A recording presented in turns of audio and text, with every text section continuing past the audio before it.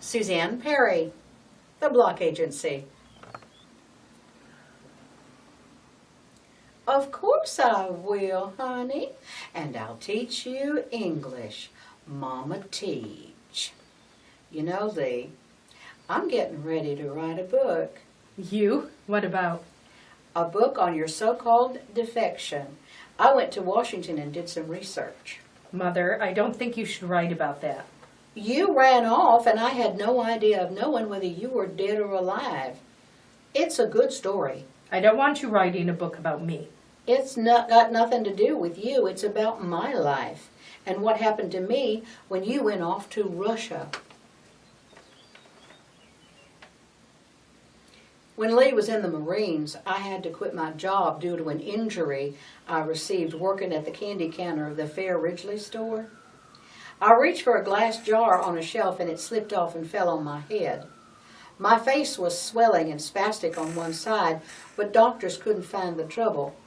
Right away, Lee applied for an honorable discharge so he could take care of me. We were very close. Of my 3 sons, I wouldn't want to say he was my favorite. Mother's not supposed to say that.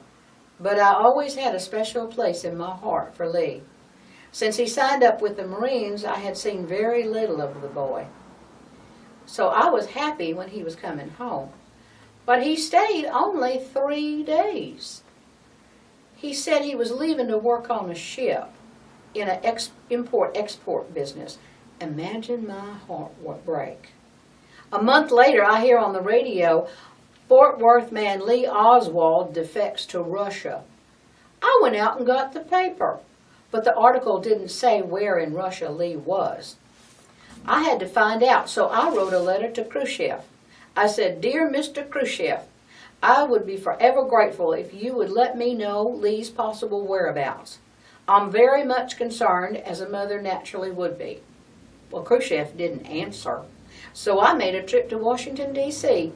I had $36 in my savings account, which I drew out and bought a pair of shoes. I took a train, 2 days and 3 nights, or 3 nights and 2 days. Anyway, I rode coach all the way and sat up the whole time. I arrived early in the morning and called the White House. A Negro man was on the switchboard.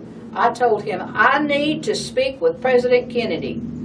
He said the president was in a conference. Was there anything he could do for me? And I said, "Yes, I've come to town about a son of mine who's lost in Russia." He said, "Well, you need to talk to Mr. Boster, who's in charge of Soviet affairs. I'll connect you." I told Mr. Boster who I was, and he said, "I'm familiar with the case, Mrs. Oswald."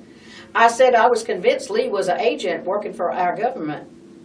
And I told him, "I want to know where Lee is. I don't care if he's on an important mission. A son needs to come home and be with his mother. I'm destitute. I haven't worked since a jar fell on my head, and I hadn't heard from Lee since he ran off." Mr. Boster said, "Mrs. Oswald, I want you to know that we feel the same way about it. We'll see what we can do." I tell him my boy is an agent and that is his answer? We feel the same way about it? If you write that book, they could kill Marina and her family. Who would want to kill that little girl? Besides, I'm writing my own book. Mama's boy? What's it about? My life in a factory in Minsk. How the workers were mistreated.